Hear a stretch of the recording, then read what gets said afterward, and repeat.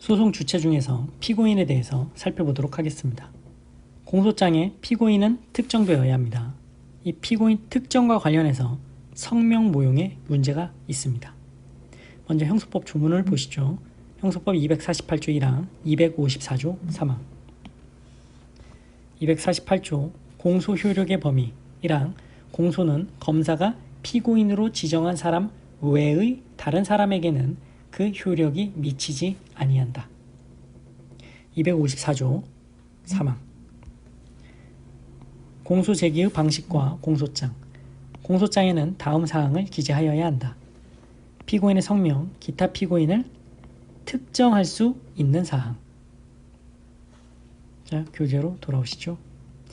이 성명 모용의 문제란 갑이 수사기관에서 조사를 받으면서 제 이름은 을입니다 라고 을의 성명을 모용하고 공소장에 피고인 을이라고 표시된 경우를 말합니다.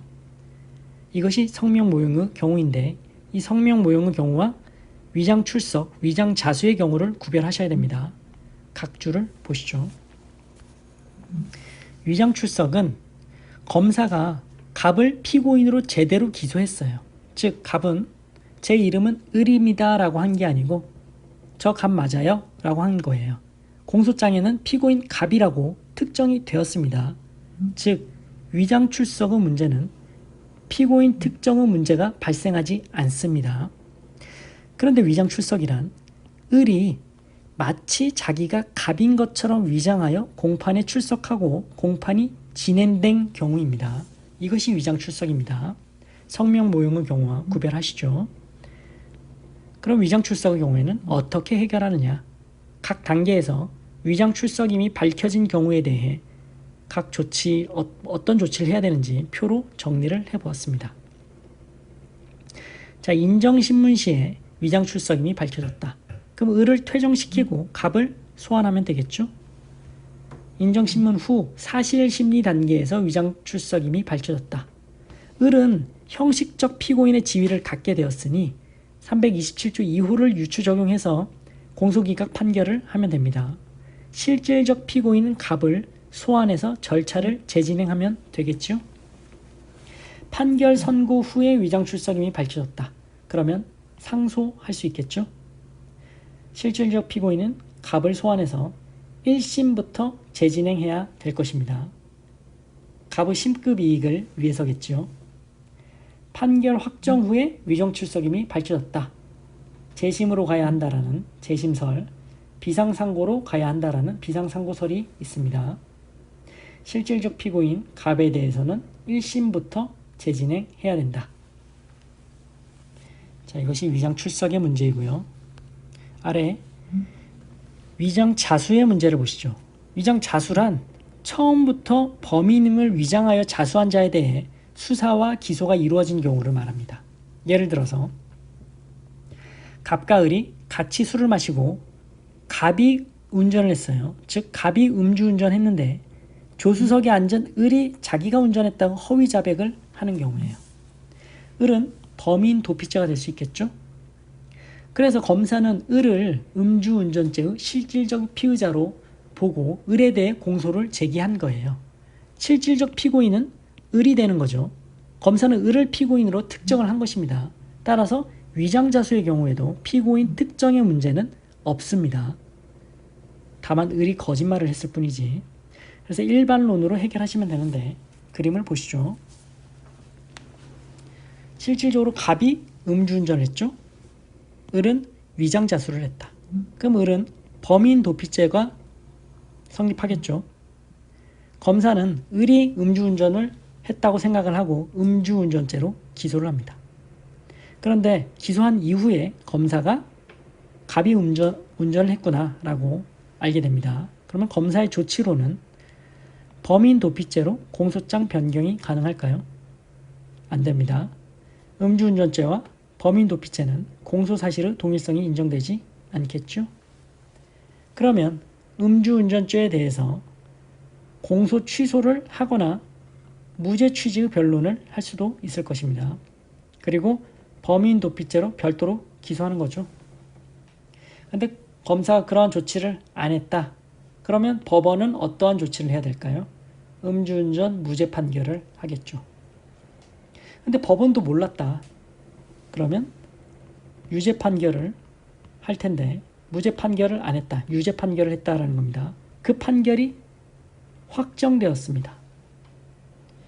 자, 을이 실질적인 피고인이었습니다. 그 음주운전의 유죄 판결의 효력은 있는 거죠. 그러면 판결이 확정된 후에 을이 사실은 갑이 운전을 했어요 라고 얘기를 하면서 재심으로 이 판결의 효력을 번복할 수 있느냐. 자, 재심 사유 420조 5호를 보시죠. 420조 5호.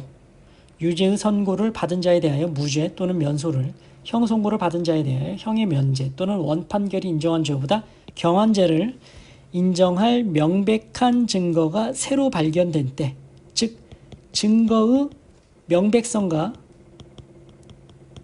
신규성이 있을 때 5호의 재심 사유를 주장하면서 재심을 청구할 수 있다라는 거죠.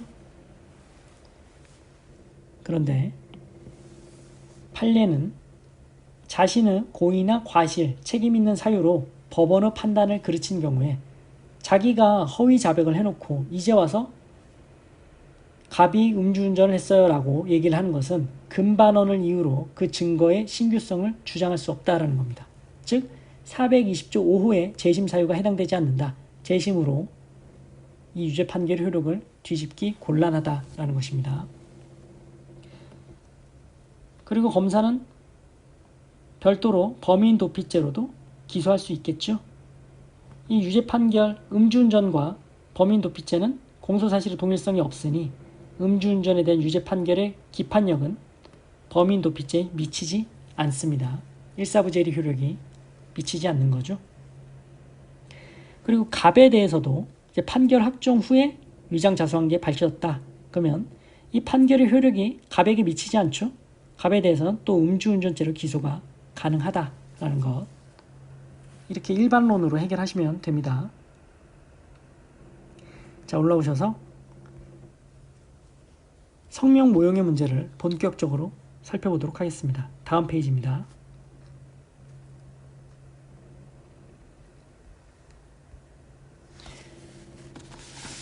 자, 공소 제기의 효력. 성명 모용의 경우에 타인의 성명과 생년월일을 사칭하여 기소된 경우 공소의 효력은 명의를 사칭한 자, 즉 모용인 갑, 명의를 사칭한 자에 대하여만 미치고 피모용자, 을에게는 미치지 않는다라는 것이 판례의 태도입니다. 그래서 모용인인 갑이 실질적인 피고인이 되는 것이고 피모용인인 을은 실질적인 피고인이 아닌 거죠.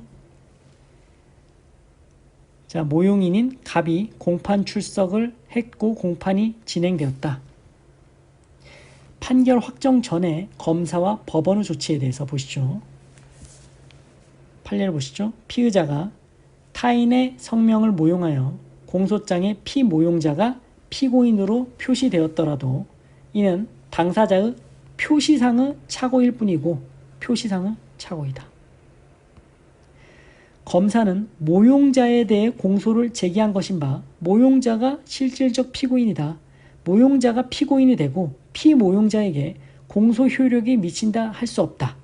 이와 같은 경우에 검사는 공소장의 인적사항 기재를 정정하여 피고인 표시를 바로 잡아야 하는 바 이는 피고인의 표시상 착오를 정정하는 것이지 공소장을 변경하는 것이 아닌 바 298조 공소장 변경 절차를 밟을 필요도 법원의 허가도 필요 없다. 그러니까 표시상의 착오일 뿐이다. 공소장 변경 절차가 아니고 지우개를 지워서 고치면 된다라는 거예요. 공소장 정정하면 된다라는 겁니다. 그런데 검사가 공소장 정정을 하지 않았다. 그러면 법원은 공소기각 판결을 합니다. 327조 제2호. 갑이 을의 인적사항을 모용하여 검사가 피고인을 갑으로 오인 제기한 공소장 기재는 갑을 특정할 수 없는 것이다. 이 사건 공소는 공소제기 방식이 형소법 254조 규정에 위반하여 무효인 바 공소기각 판결을 하여야 한다. 피고인 특정이 제대로 이루어지지 않았다라는 거죠. 따라서 공소제기 방식이 254조 규정에 위반한 무효이다. 327조 이후에 따라서 공소기각의 판결을 하여야 한다라는 것이 법원의 조치입니다. 그런데 법원도 몰랐어요. 공소기각 판결을 하지 못했다. 판결 확정 후에 알게 되었다. 재심설이 있고 정가 말소설이 있고 비상상고설이 있습니다. 이건 참고만 하시고요. 이게 중요한 거죠. 검사로서는 공소장 변경이 아니라 공소장 정정을 해야 되는 것이고 그것이 이루어지지 않았다면 법원은 공소기각 판결을 한다. 공소장 기재 피고인의 특정이 제대로 이루어지지 않은 공소제기의 방식 위반이기 때문에. 자, 그럼 피모용인 을에 대해서는 갑이 공판 출석해서 공판이 진행된 거예요. 을이 출석했다라는 얘기가 아니고요. 피모용인 을에 대해서는 어떻게 조치를 해줘야 될까? 공소기각 판결을 합니다. 327조 이후를 유추해서요. 판례를 보시죠. 사실상 소송 계속이 발생하고 형식적, 외관상 피고인 지위를 갖게 된 경우 을이 실질적인 피고인은 아니지만 을의 이름이 적혀있기 때문에 형식적으로 외관적으로 피고인 지위는 갖게 되었다는 거죠. 그럼 법원은 피모용자 을에게 적법한 공소제기가 없었음을 밝혀주는 의미에서 320조 2호를 직접 적용하는 것이 아니고 유추 적용하여 공소기각 판결을 함으로써 피모용자 을의 불안정한 지위를 해소해 주어야 한다라고 판단하고 있습니다. 327조 2호를 유추해서 을에 대해서 공소기각 판결을 한다. 그리고 약식명령이 발부돼서 정식 재판이 청구된 경우라면 모용인인 갑에게 표시 경정을 해서 약식명령을 재송달해야겠죠. 피모용자가 정식 재판을 청구했더라도 모용자 갑에게는 아직 약식명령의 손달이 없는 바 검사는 공소장 표시 정정을 할 수 있으며 법원은 이에 따라 약식명령의 피고인 표시를 경정할 수 있고 본래의 약식명령 정본과 함께 이 경정 결정을 모용자 갑에게 송달하면 이때 약식명령은 적법한 송달이 있다 할 것이다. 약식명령이 있어서 정식재판 청구가 있는 경우에는 모용인 갑에게 다시 약식명령을 재송달해야 된다는 것이죠.